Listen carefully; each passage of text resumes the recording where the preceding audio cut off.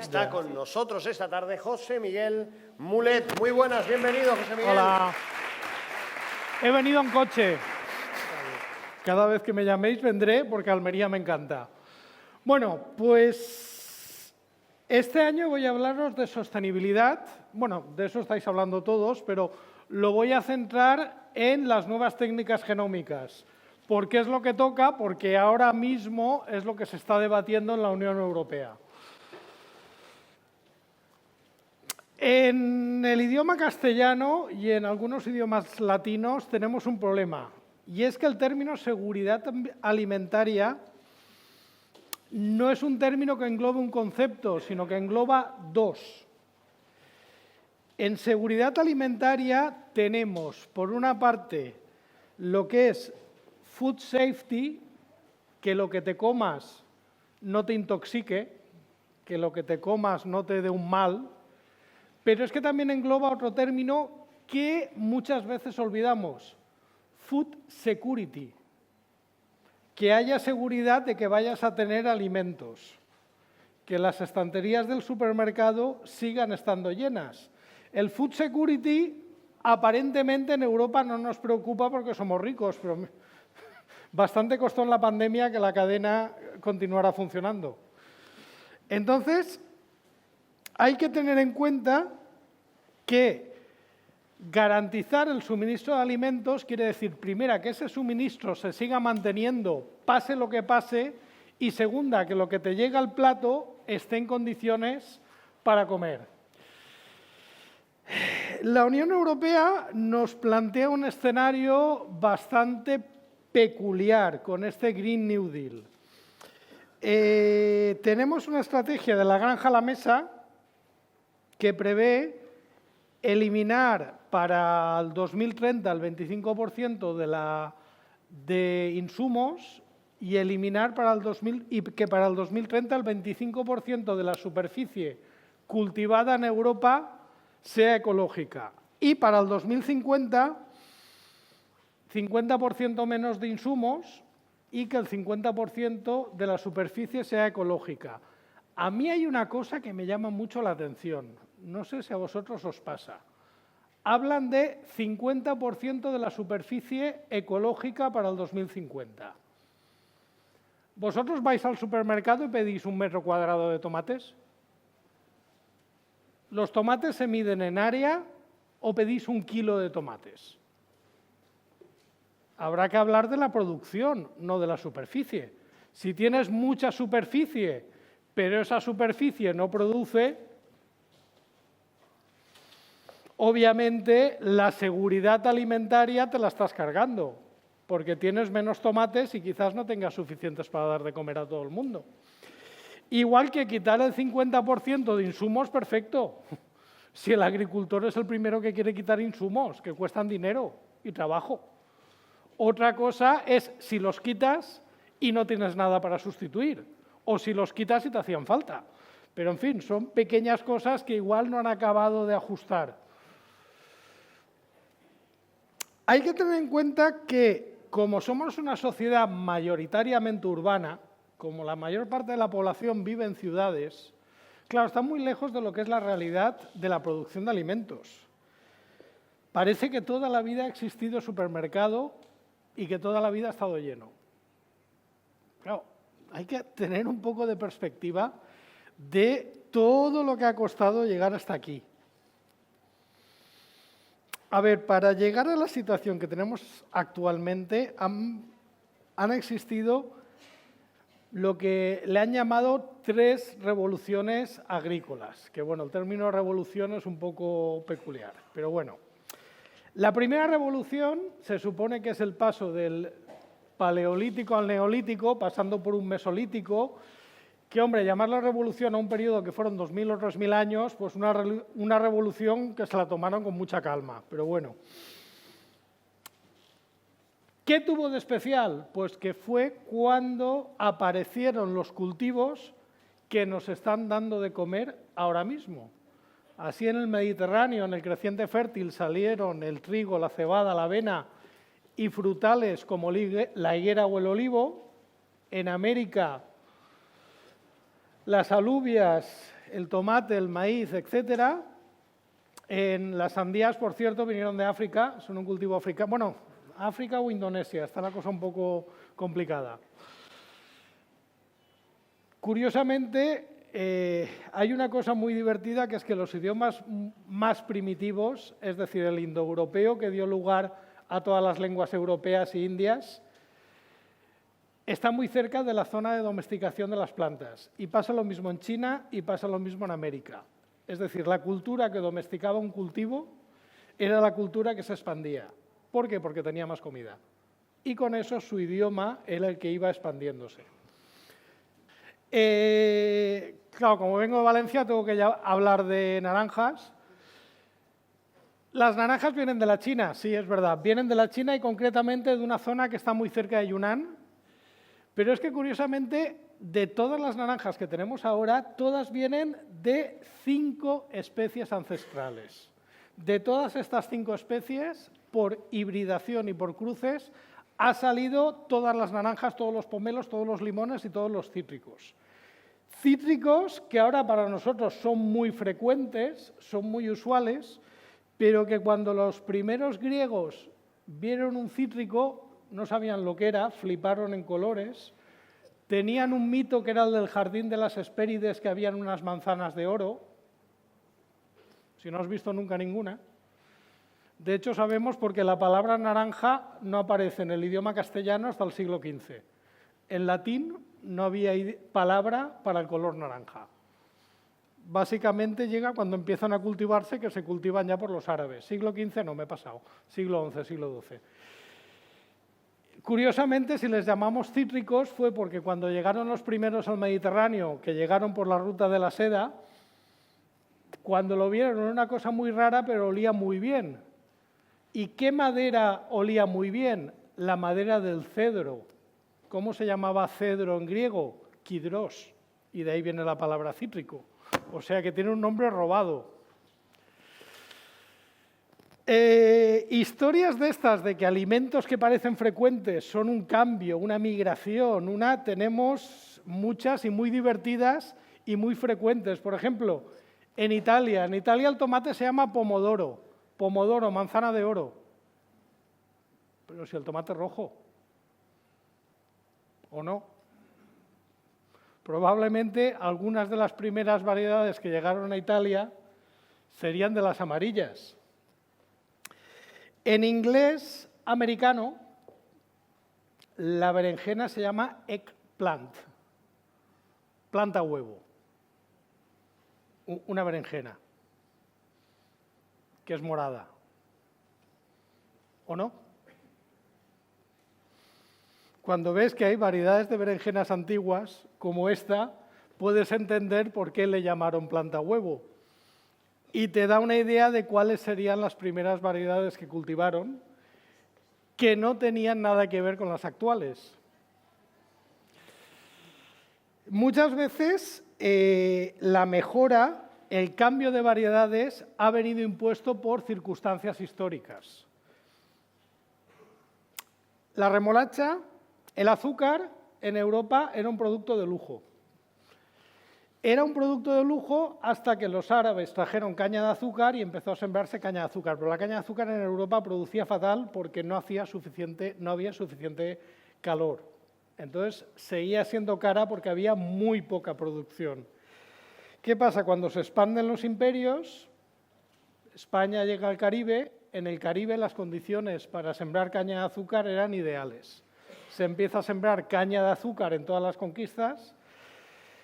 El tráfico de esclavos básicamente va motivado por el algodón y por el azúcar, son los dos cultivos que han tenido más relación con el esclavismo, y de repente el azúcar es barato. ¿Por qué? Porque se producía en grandes cantidades y con mano de obra esclava. Y de repente todo el mundo quería comer azúcar porque nos encanta el sabor dulce, y de hecho nos sigue pasando. Llega el siglo XIX y Napoleón entra en guerra con todo el mundo, principalmente con Inglaterra. Si habéis visto Master and Commander, hay un bloqueo naval. Con un bloqueo naval por la flota inglesa, el comercio con América se ve muy perjudicado. ¿Qué pasa? Ya no llegaba azúcar a Europa. y la gente quería comer azúcar porque estaba dulce y estaba muy bueno. Napoleón dijo, seré bajito, pero pa' chulos yo.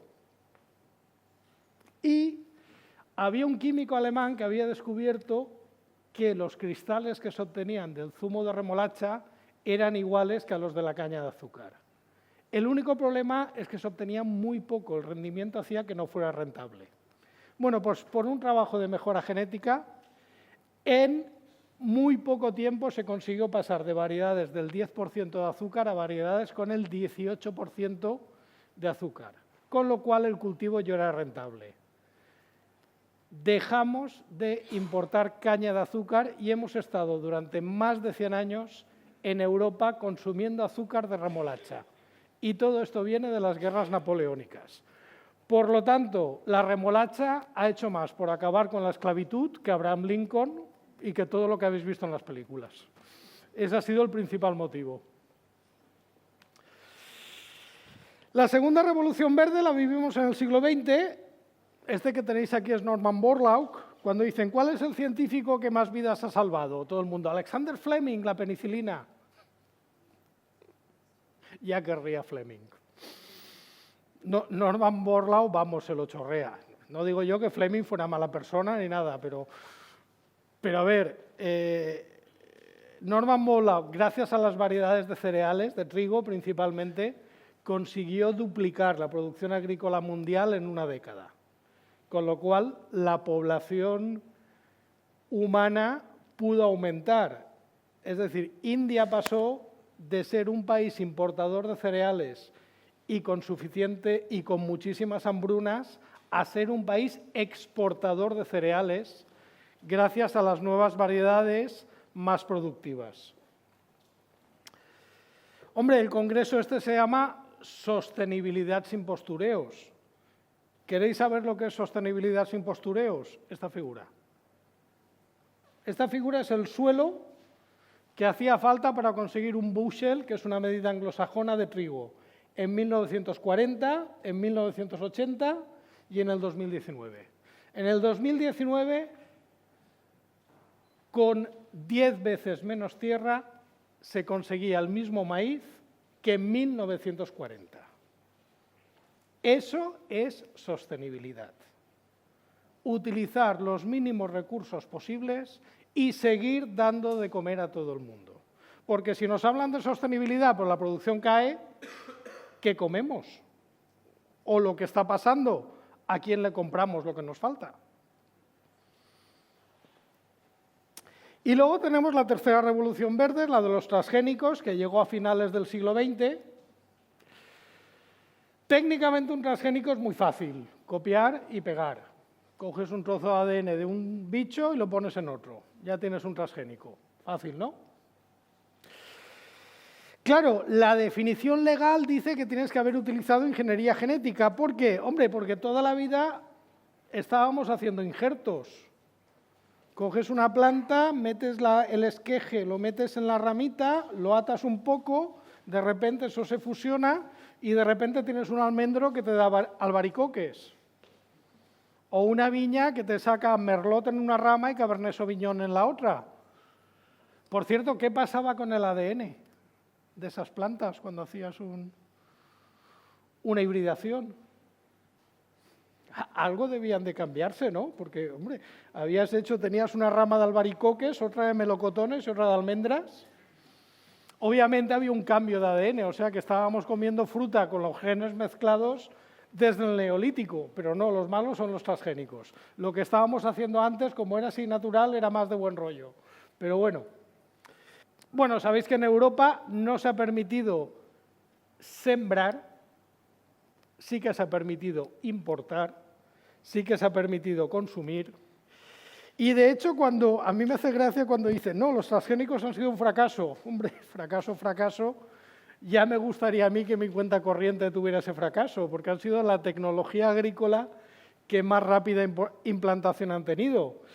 Y estos son datos ya un poco viejunos, pero lo digo porque cada vez es más difícil encontrarlos. Pero bueno, porque ya es tan normal que ya ni se molestan en publicar.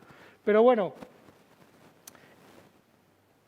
en el 2015 el 83% de la soja el 75% del algodón, el 29% del maíz y el 24% de la colza a nivel mundial eran transgénicos. A mí me hacía gracia cuando me peleaba con ecologistas, ahora ya no, porque ahora ya se pelean con la agricultura en general, lo de los transgénicos les da igual. Cuando venía alguien con la camiseta no quiero transgénicos, y tú la mirabas, la camiseta de algodón, y oye, esa camiseta pone Made in Pakistán, por nada, yo ahí te lo dejo. Básicamente casi todo el algodón que circula es transgénico. Aunque ponga no quiero transgénicos estampado, ya os lo digo yo.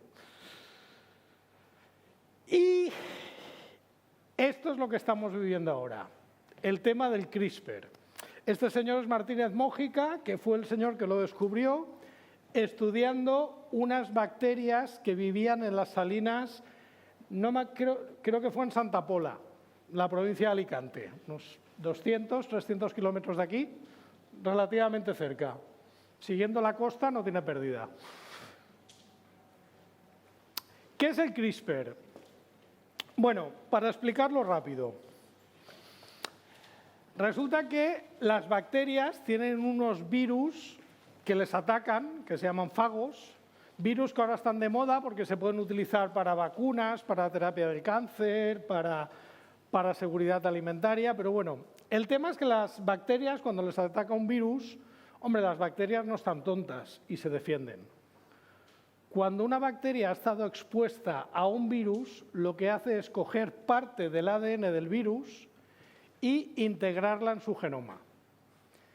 ¿Qué pasa cuando lo integra en su genoma? Pues que esa información es heredable. Todas las bacterias que desciendan de esta bacteria se habrán quedado con la cara del virus. Ya lo conocerán. Y lo que había hecho esa bacteria es un sistema de proteínas, que es lo que se llama Cas9. El CRISPR es la información que tiene la bacteria y el Cas9 son las proteínas. ¿Qué hacen esas proteínas? Pues esas proteínas son capaces de reconocer esa secuencia que la bacteria ha guardado y cuando la ven, la cortan. Digamos que es como una especie de sistema inmune que utilizan las bacterias para defenderse de fagos. Y se dice sistema inmune porque la bacteria tiene que aprender, tiene que haber estado expuesta a ese fago. A efectos prácticos, lo que tenemos es un sistema que nos permite reconocer una parte del genoma en concreto y hacer un cambio quirúrgico, precisamente donde queremos. Tradicionalmente, cuando queríamos hacer nuevas variedades, una de las técnicas típicas era modificar el ADN. ¿Cómo lo modificábamos? A pedradas. Bueno, a pedradas no, con radioactividad. Se ponían semillas, se metía radioactividad, eso hacía un montón de mutaciones y luego ya te ibas al campo y mirabas si alguna de esas era interesante o no. Habían unas instalaciones que eran como, se llamaban jardines radioactivos, que se ponía un emisor de radioactividad, alrededor se ponían semillas o se ponían plantas o incluso se ponían animales para que se irradiaran y luego se miraba si salía alguna variedad interesante. Por cierto, en España teníamos uno, en el Encín. Estuvo funcionando unos 15 años y se han desarrollado algunas variedades de cereales. Ahora mismo quedan 2 de estas instalaciones operativas en el mundo, uno en Japón y otra en Malasia. Esto, que no suene tan raro, así es como han salido la mayoría de variedades que tenéis en los invernaderos o las variedades de arroz, etcétera. Básicamente modificando el genoma al azar y viendo qué pasaba. Ventajas. La mutagénesis, que es una de las técnicas más utilizadas, básicamente hacer los cambios al azar. Por cierto, esto es seguro. Esto se puede utilizar para cualquier tipo de agricultura, ecológica, convencional, etc. Los cruces o las hibridaciones, lo que estás haciendo es mezclando 2 genomas y a ver qué sale. Todas esas 2 técnicas las estamos utilizando en la Unión Europea desde hace décadas. Curiosamente, el CRISPR sería lo que antes hacíamos al azar, y esperábamos que por suerte hubiera alguna mutación que nos interesara, ahora lo hacemos específicamente. Ya no dependemos de que nos toque la lotería. Ya podemos comprar el número que va a tocar. Esa es la ventaja del CRISPR. Curiosamente, eso, que solamente haces la modificación que quieras y que no tienes que hacer muchísimas modificaciones al azar, es lo que la Unión Europea se está pensando. Hay que decir que para hacer nuevas variedades, para hablar de toda la variedad que os he explicado en la introducción de la charla, hemos utilizado todas estas técnicas. Las mutaciones es una de las más utilizadas, pero hay otras como citogenética, técnicas in vitro, mejoramiento de híbridos, etc. Curiosamente, de todas estas técnicas que están en uso, la Unión Europea dijo que la transformación no, plantas transgénicas, y con el CRISPR, mutaciones dirigidas, se lo está pensando. Todo el resto, barra libre. Y tú dices, ¿y qué tienen estas dos? Eso me pregunto yo. Curiosamente, dos de las más útiles, pero bueno. Marco legal. El marco legal ya existe en la mayoría de países. No tiene nada que ver una planta modificada por CRISPR o un animal con una planta o un animal transgénico, porque la definición de transgénico habla concreta y específicamente de ADN foráneo, ADN de otro organismo. En el CRISPR no hay ADN de otro organismo, modificas el propio ADN de la planta, por lo tanto no puedes considerar que es transgénico. Así es como se ha hecho la regulación en todos los países. Es una regulación nueva porque es una técnica nueva y diferente. Y muchísimos países, Estados Unidos, Japón, Argentina, Brasil, ya tienen esta regulación en vigor. ¿Existen ya? Sí. ¿Están en el mercado? Sí. Estos son uno de los primeros que se presentó, aunque este no se ha comercializado, son unos champiñones que se pardean. En el 2017, en el Congreso de Biotecnología, se presentó una col, esta de aquí, que había sido modificada por CRISPR. Obviamente no estaba autorizada, pero como era un Congreso de Biotecnología, sabían a lo que iban. No había más. Pero ahora sí que podemos ir a un supermercado y encontrar alimentos modificados por CRISPR.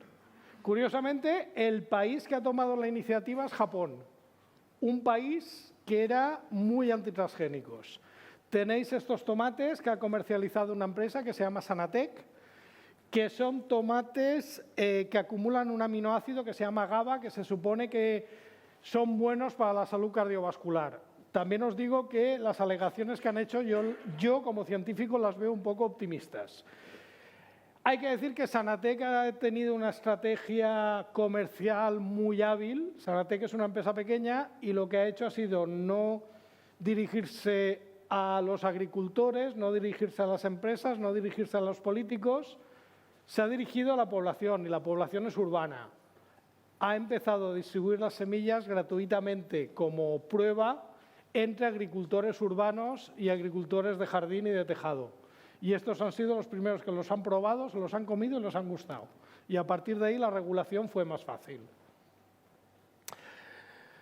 Tenemos dos alimentos más. Estos sí que ya han sido directamente, no han sido para cosas urbanas. Estos son dos peces de piscifactoría. Uno es el pez globo, el famoso que se utiliza para el sushi, el fugu, que se llama en japonés, y el otro es un pescado blanco, pargo, o bueno, en valenciano se llama pagell, creo que se llama pagre o pargo, algo así. Pero vamos, es un pescado blanco. Deciros que entre que he preparado esta charla y he leído un poco, han salido dos más. También hay comercializado un aceite de colza, hecho de colza modificada por CRISPR, y una mostaza de las que se utiliza para comer la col como aliño para ensaladas. La col, perdón, la hoja. En Europa somos relativamente optimistas, a pesar de que ya vamos con mucho retraso. En Europa, actualmente, a día de hoy, un CRISPR se considera transgénico por decisión de un juez, aunque esto desde el punto de vista científico es una aberración. Ha superado la propuesta de autorización 3 votaciones de la Unión Europea, la aprobación definitiva, con un poco de optimismo, igual está este año o a principios del año que viene. Sí que es verdad que de la propuesta inicial se ha limitado mucho, pero bueno, menos da una piedra. Luego hay otro problema, que no sé si se está teniendo en cuenta, si nuestros políticos lo han considerado. Un transgénico, ya os he dicho que tiene ADN de fuera, por lo tanto un CRISPR no es transgénico, pero es que a nivel práctico, un transgénico, analizarlo es muy fácil. Tú puedes buscar el ADN foráneo por PCR. A día de hoy no sabemos una variedad nueva si ha sido por una mutación al azar o esa mutación se ha buscado intencionadamente por CRISPR, porque el resultado es el mismo. ¿Me estáis entendiendo? Yo ahí lo dejo. Una variedad nueva no podemos saber si es por una de las técnicas antiguas y con mucha paciencia o si ha sido por CRISPR. Por lo tanto, hombre, digo yo que mejor regularlo, ¿no? Ya que estamos. Deciros que el CRISPR es la más conocida, pero las nuevas técnicas genómicas engloban otras técnicas que todas tienen en común que no utilizas ADN de fuera. En un principio se quería también regular estas técnicas, pero la Unión Europea se ha cerrado y solamente se ha concentrado en el CRISPR, o sea que las otras no se van a poder utilizar y sí que se van a utilizar en otros países. Técnicas como la cisgénesis, que es aumentar el número de copias de un gen propio, etcétera. Y a efectos prácticos, ¿esto en qué lo notaremos? Pues si desarrollar una variedad por las técnicas tradicionales requiere 5, 6, 7 años, ahora, sabiendo qué modificación queremos hacer y teniendo la herramienta para hacerla donde queremos, el recambio de variedades va a ser muy rápido. Lo que antes eran 5, 6, 7 años, ahora puede ser 1 año o 2. Esto nos va a dar agilidad, rapidez. Por lo tanto, vamos a tener más rápido nuevas variedades resistentes a plagas, plagas que aparezcan en un momento dado que no tuviéramos variedades resistentes. Va a ser posible hacerlas más rápido si conocemos la diana, claro. Hay que tener un conocimiento básico antes. Sequía y salinidad, estamos trabajando. Si aumentas la productividad, puedes disminuir precios en origen sin que eso signifique menos ingresos para el agricultor. Si haces la producción más eficiente, y una producción más eficiente es una producción más sostenible. Aumento de la vida útil, es decir, menos desperdicio alimentario. De hecho, unas de las que ya hay desarrolladas, la ventaja que tiene es que aumenta la vida útil. Podemos mejorar el contenido nutricional y, sobre todo, tenemos más capacidad de adaptarnos a las demandas del consumidor o del mercado, porque podemos hacer el cambio que queremos hacer y no tenemos que esperar que, por fortuna, se produzca. Esto es un ejemplo de un estudio que hemos hecho en mi laboratorio. Trabajamos con brócoli y teníamos 20 variedades que en un panel de cata vimos cuáles los consumidores les gustaban más y cuáles menos. No admito chistes sobre si el brócoli está bueno o no. Está muy bueno, ¿vale? Que yo trabajo con brócoli. Bueno, por un estudio del metaboloma vimos qué rutas metabólicas estaban más activas en las variedades que tenían peor sabor. El siguiente paso es desconectar estas rutas y consigues que el brócoli esté más bueno. Con lo cual, más demanda por parte de los consumidores. Muchas gracias.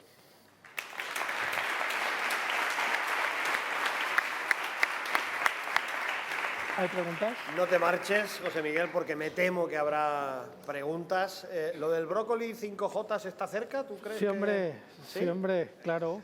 Bueno, A no ver, de momento ya tenemos uno morado, que está muy bueno. Es verdad, es cierto. El Tenemos Purple Magic. El brócoli de colores que es lo último ahora mismo en los lineales. ¿Tenemos alguna pregunta ante el público? Si no, disparo yo. Si no, mientras ustedes cargan las preguntas, voy disparando. Preguntas, quejas, sugerencias, insultos. José Miguel, alguien después de escuchar todo esto puede decir, sí, pero ¿cómo nos va a afectar a la salud todos estos cambios genéticos, toda esta revolución? No estamos comiendo lo mismo que comíamos antes. No, estamos comiendo mejor. A ver, ¿cómo nos va a afectar? En principio, los transgénicos eran novel food. Eso quiere decir que tenían que tener un proceso de autorización mucho más estricto que cualquier variedad por técnicas convencionales. Por poner un ejemplo, tú puedes vender cacahuetes, pero sabes que hay gente que es alérgica a los cacahuetes. Antes de comercializar un transgénico, tenías que hacer unas pruebas de alergia, con lo cual era prácticamente imposible que saliera uno al mercado porque se tenían que hacer pruebas de alergia que en otros alimentos no se hacían. Con el CRISPR, pues obviamente, la idea es que no se consideren novel food, pero sí que se va a pedir más controles que en una variedad por hibridación o por técnicas convencionales. Pero, hombre, si tenemos en cuenta que las variedades de las técnicas clásicas no sabíamos qué mutaciones habíamos hecho, aquí que sabemos lo que hemos hecho y que además tenemos que pedirle más pruebas, yo digo que podemos estar más tranquilos. Hombre, la prueba la tenemos en 30 años, no ha habido ninguna alerta alimentaria ni ningún problema de salud relacionado con transgénicos. Como no se haya atragantado a alguien, no tenemos más. Gracias. Tenemos una pregunta, José Antonio Arcos. Ahora volvemos allí, discúlpame, no te había visto. No pelearse. Buenas tardes. Buenas tardes, soy Francisca de la cooperativa CASI y quería agradecerte primero la charla porque ha sido muy interesante. Y bueno, en concepto de anécdota, quería preguntarte si respecto a nombrada Norman Borlaug, si consideras también significativa la aportación de los químicos alemanes Haber y Bosch con el tema de la fijación de nitrógeno para la síntesis de fertilizantes sintéticos. Hombre, Haber y Bosch y fertilizantes sintéticos, te puedo dar dos datos. Creo que es el 6 o el 7% de la energía mundial. Entre el 6 y el 11, ahora no me acuerdo el número exacto, se utiliza para hacer la reacción de Haber y Bosch. Y el 75% de los átomos de nitrógeno de tu cuerpo han pasado por el ciclo de Haber y Bosch. Eso quiere decir que sin los fertilizantes sintéticos, ahora la población mundial serían 2.000 o 3.000 millones de personas. Yo creo que queda claro. Es decir, ahora mismo no podemos vivir sin fertilizantes sintéticos. Es lo que hay, por mucho que se pretendan prohibir. Ahora sí, gracias. José Antonio. José Miguel, como siempre, maravillosa tu intervención, interesante y llena de notas. Yo quería preguntarte... ¿Qué te debo? ¿Qué te debo?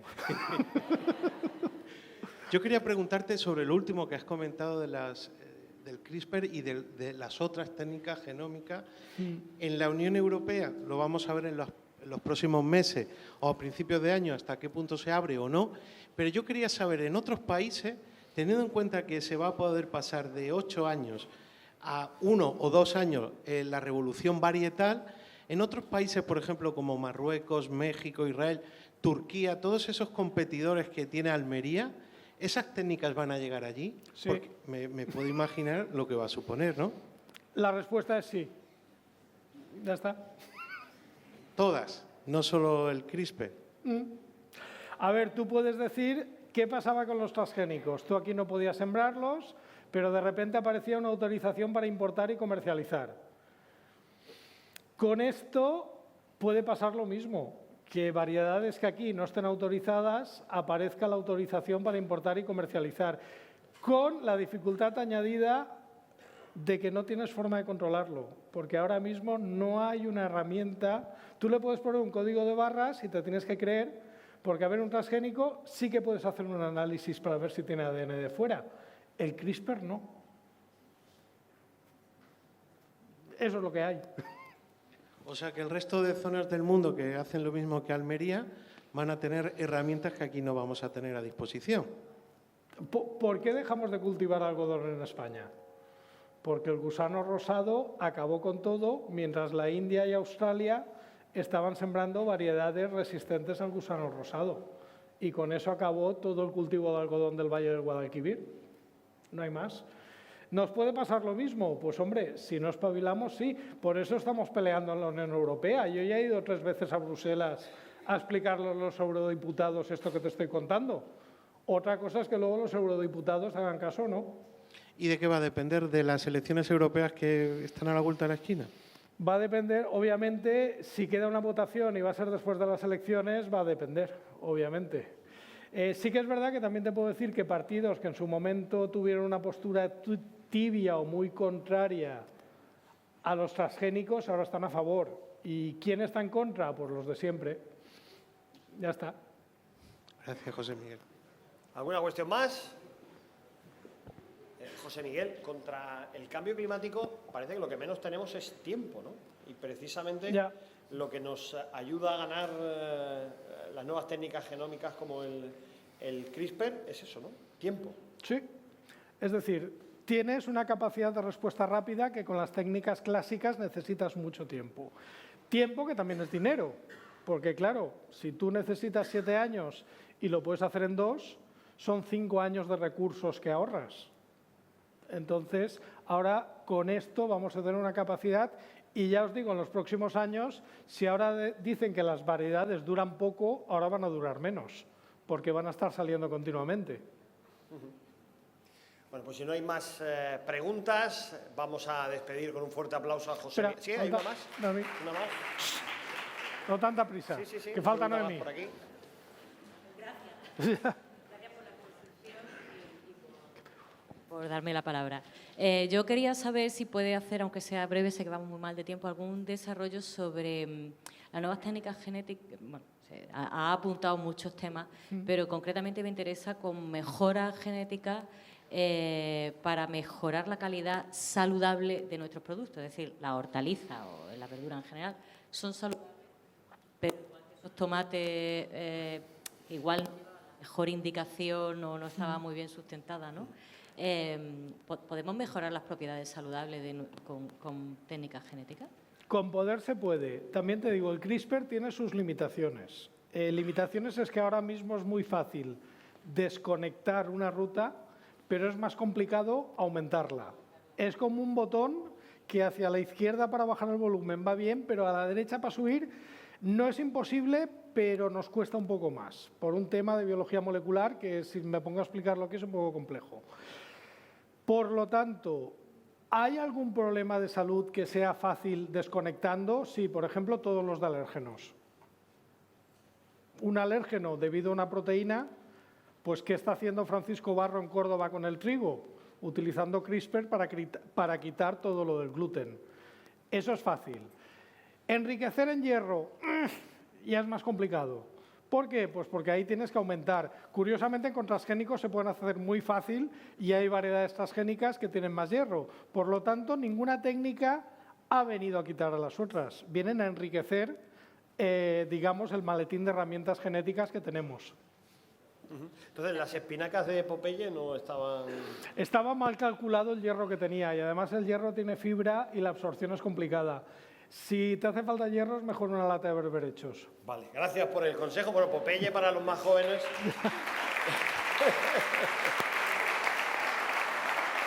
Popeye para los más jóvenes era un dibujo animado que se tomaba unas espinacas y se convertía en el tipo más fuerte y más rápido del mundo. Ahora sí lo vamos a dejar aquí. Yo José siempre he Miguel. pensado que había algo raro en esas espinacas. Es posible que llevara otras sustancias, es posible que no fuera el hierro. Gracias a José Miguel Mulet, un placer contar contigo.